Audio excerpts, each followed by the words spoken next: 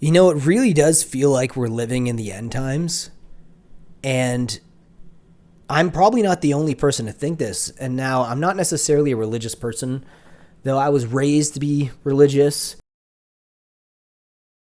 Because I've always saw a lot of religions as kind of like a doomsday cult, kind of wanting the end of the world, wishing the end of the world. And now that we're actually here, it kind of gives a lot of religion some credence. But it could all be by design. Like maybe it was designed to feel this way. And there's always been a cycle. Now you look at ancient civilizations, and this has been a massive topic on YouTube lately, especially with people like Graham Hancock, where the ancient flood myths have been something that a lot of ancient cultures have talked about and even written about and drawn about. And it always feels like the end of the world is like right around the corner. We don't know how the world will end, at least how humanity will end. Some people will say it's AI, right? And if that's the case, maybe this is the feeling of doom that I've talked about in a previous video that I think that I'm having, and a lot of people who probably watch the channel and just in general who are trying to live their day-to-day life. It's, birth rates are declining right now. AI is taking up a lot of jobs. Housing prices across the world, especially Western world and developed countries, are just completely detached from incomes and reality. Young people are having issues starting families because of this. And all of that with everything else going on in the world, when it comes to wars, when it comes to the files, when it comes to just post-COVID, even during COVID, like just so many things happened during that time period that probably freaked people out. I remember talking to one of my buddies who,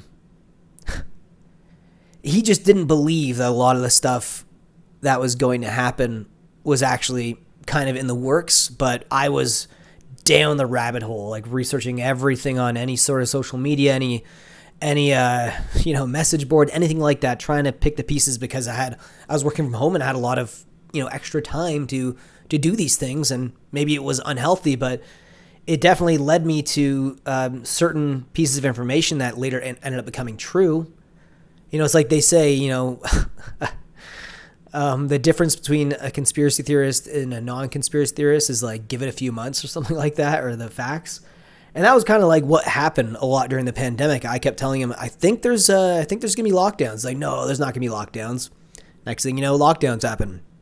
I'm doing more research. I think they're going to do like vaccine passports. And like, no, there's no way that's gonna happen. And there you go. Sure enough, it happens. And it just kind of kept going like that. And I think a lot of people, their view of the world in the last 10 years or so, because of how bad everything's become, has led them to this place. And that's why I'm even asking this question and posing this question to you guys as the audience, because I love your feedback down below in the comment section, because sometimes you guys let me see things in a different way. But this is why it feels like we are in the end times. The word World War III gets thrown around a lot, and it really does feel like that's in the cards. I don't think World War III is going to be a war that's necessarily fought with people and troops, but through technology, through misinformation.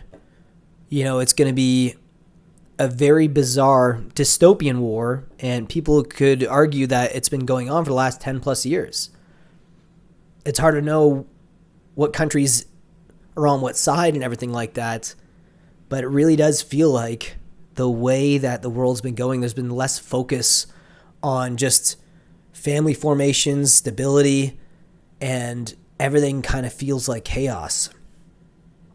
And I've obviously talked a lot about how Earth is kind of like hell, and it does kind of render true, because hell is a place where bad people are supposed to go, right? Heaven is a place where good people go. So it's a heavenly realm. It's a nice realm, right? It's a place you want to be. Hell is the exact opposite of that. So what's Earth, right? Like, you have good people living with psychopaths.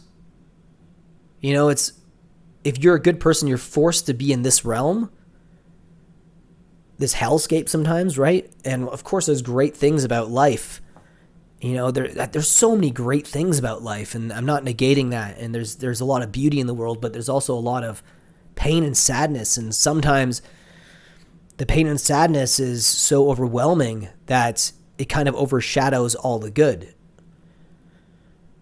And that's why it feels like we're approaching the end of the world, or maybe the end of humanity. And if that's the case, I guess AI is the replacement. The world will keep turning, but will humanity actually survive? I know there's a lot of people who are kind of like preppers who do homesteading, but it's going to be really hard with AI, you know, to like, you look at Google Maps, you look at all the satellites, unless you're like completely underground, and I don't even know how someone would properly do that to escape the world. Everything is tracked. Everything is, the surveillance state is a real thing. And we're freely giving all of this information because of our reliance on technology, right? It really does feel like Orwellian right now.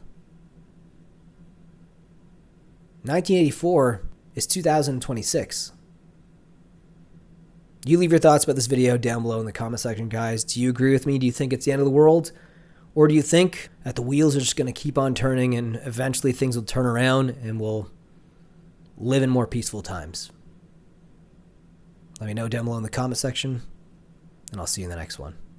Take care.